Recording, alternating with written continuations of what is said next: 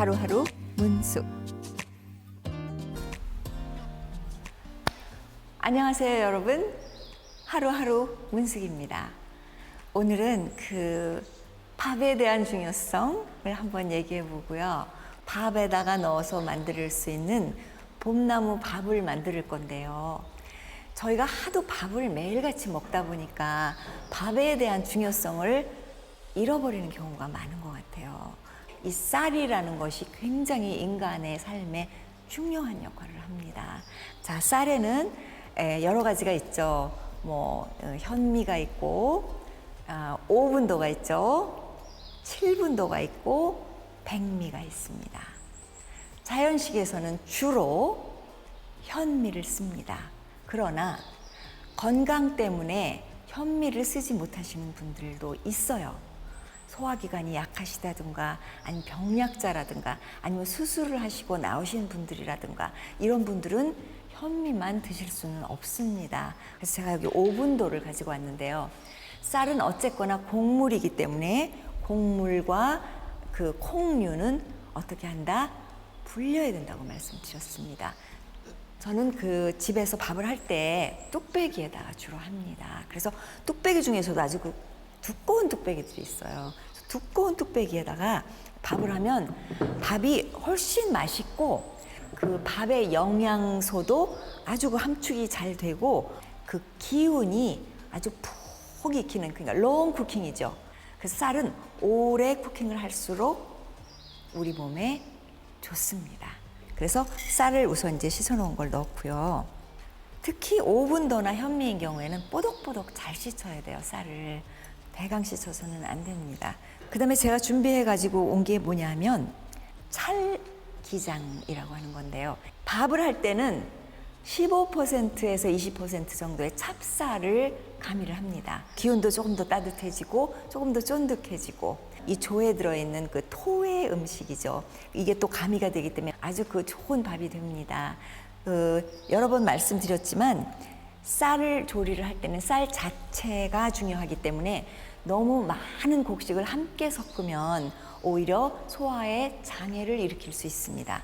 7가지를 넣는다, 10가지를 넣는다, 15가지를 넣는다 라고 해서 특별히 저희 몸에서 더 감당하기 쉬운 건 아닙니다. 곡물은 2가지나 3가지 정도만 섞는다. 그래서 오늘 2가지를 섞겠습니다. 찰기장 넣고요. 그러니까 모든 음식이 자연에서 나오는 것은 모든 것이 약이 되고 모든 것이 정말 좋은 영양제이고 모든 것이 건강 음식입니다. 하나, 될 수 있으면 소화가 쉽게 되도록, 그 흡수를 쉽게 할 수 있도록, 배설이 잘 되도록 그런 음식으로 조화를 만들어서 그 조리를 하는 것이 자연식의 기본 원리가 됩니다. 자기 소화기관에 맞는 음식을 자신이 개발을 해야 됩니다. 저는 그냥 여러분들에게 그냥 이런 길이 열려 있다라고 소개만 시켜드리는 그런 역할을 합니다. 그러니까 여러분들께서 나는 소화기관이 나쁘니까 나는 조금 5분도, 7분도 쪽으로 해서 곡물을 많이 섞지 않고 조금 이렇게 해야 되겠구나. 이런 거를 혼자서 여러분들이 생각하실 수 있도록 하셨으면 좋겠습니다. 자, 여기다 물 붓겠습니다. 제가 오늘 그 산나물 야채밥을 하기 때문에 산나물은 오늘 참나물이라는 거를 제가 그 시장에서 어저께 그 산 거를 제가 가지고 있는데 이것도 저는 줄기를 다 땄습니다. 이파리만 넣어서 더 이렇게 연하도록 소화가 더 잘 될 수 있도록 이파리만 따서 놓았습니다. 여기다 넣는데 이 밥을 다른 것을 함께 할 때는 중요한 게 이제 여기 들어가는 게 국물이 맛있어야 돼요. 그런데 그 국물을 내기 위해서는 다시마 한 2-3쪽 조그마니까, 그 다음에 표고버섯 요것도 그냥 넣으시면 됩니다. 그리고 여기다가 약간의 그 다른 야채를 조금 섞을 건데 밥을 지을 때는 무가 그렇게 맛있어요. 그 맛있다는 거는 무슨 말이냐면 쌀하고 무하고 둘이 같이 잘 어울린다는 뜻이에요. 쌀을 분해하고 소화하고 흡수하는데 가장 좋은 역할을 하는 것이 무에 들어있는 효소입니다. 그래서 쌀을 먹을 때는 항상, 밥을 먹을 때는 항상 옆에다가 깍두기라든가 무채라든가 무김치라든가 아니면 배추김치에 들어있는 무라든가 항상 밥과 무가 같이 붙습니다. 그래서 무를 조금 넣을게요. 무는 약간 이렇게 채 썰듯이 조그맣게 해서 넣을게요. 자, 이게 이제 끓고 있거든요. 여기다가 살짝 데칠게요. 한번 파르르 올라오면 대강 이렇게 데쳐서 이렇게 국물을 좀 짜내고 여기다 물을 조금 넣고요. 제가 그 분량을 안 드리죠. 한 스푼을 넣어라, 두 스푼을 넣어라. 그거는 왜냐하면 특히 자연식이나 치유식에서는 사람들에 따라서 다 다르기 때문에 그렇습니다. 딱 이거다라는 정답이 없습니다. 그래서 자기한테 물어야 돼요. 그래서 그런 걸 하는 과정에서 뭐가 필요하냐면 나와의 대화가 필요해요. 그것이 여러분의 건강의 키, 열쇠라고 할 수 있어요. 여러분들의 몸이 주는 그 사인을 믿으셔야 돼요. 그래서 그런 걸 연습을 하셔야 돼요. 그 연습하는 거를 이런 걸로 이렇게 하시는 거예요. 자, 여기다가 오늘 참나물 넣겠습니다. 밥을 한번 지어보죠. 이때 약간의 소금을 넣으면 밥이 조금 달아지겠죠. 밥은 탄수화물이기 때문에 소금이 그 밥을 달게 만듭니다. 짜지 않게 달아질 정도만 넣은 다음에 일단 안쳐보겠습니다. 자, 여기서 한 시간 기다리죠. 밥은 슬로우 쿠킹의 전형적인 음식이다라고 했습니다. 그래서 이게 서서히 오래 갈수록 더 에너지가 높아져요.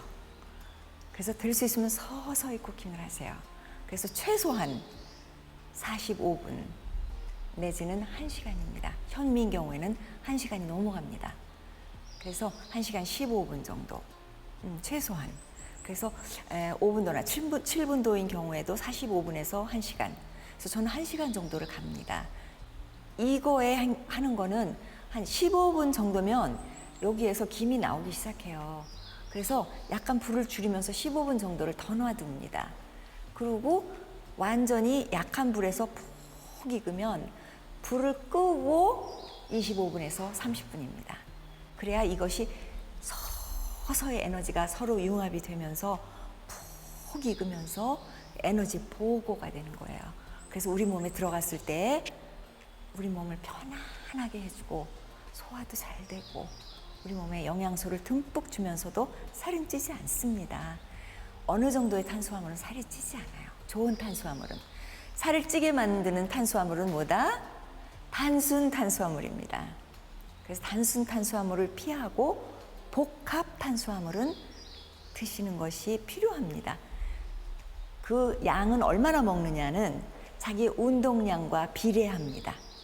몸을 많이 쓰시는 분들은 어떻게 해요? 탄수화물이 필요하겠죠. 휘발유라고 생각하시면 돼요. 차의 휘발유. 몸을 많이 쓰시는 분들은 밥량이나 밥이나 국수의 양이 늘어날 수 있습니다. 그런데 몸을 안 쓰시는 분들, 회사에서 일만 하신다던가 아니면 뭐 집에서만 일을 하신다던가 뭐 적당한 운동만 하신다던가 이거에 비례를 해서 탄수화물의 양을 조절하시면 되겠습니다.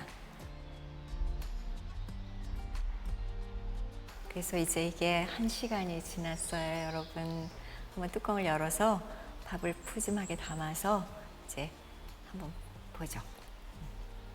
와, 완전 영양밥이죠. 무도 들었고 참나물 밥을 했어요, 여러분. 그래서 이 소중한 밥 하나만 가지고도 그러니까 이제 여기다가 뭐 이렇게 달래장이나 이런 걸 비벼 먹어도 되고 아니면 여기다가 저는 고지베리를 넣어서 제가 이렇게 오이지를 잠깐 만들어 놨습니다. 그리고 같이 먹기 위해서 된장국을 좀 끓여봤습니다. 이건 따로 레시피로 안 하고요. 오늘 밥에 대한 레시피를 했는데 이렇게 맛있는 봄밥 만드는 법을 한번 해봤습니다. 여러분한테 도움이 되었으면 좋겠습니다. 여러분 마지막 하는 봄날 즐겁게 보내시고요. 행복하게 보내시고요. 하루하루 문숙입니다. 감사합니다.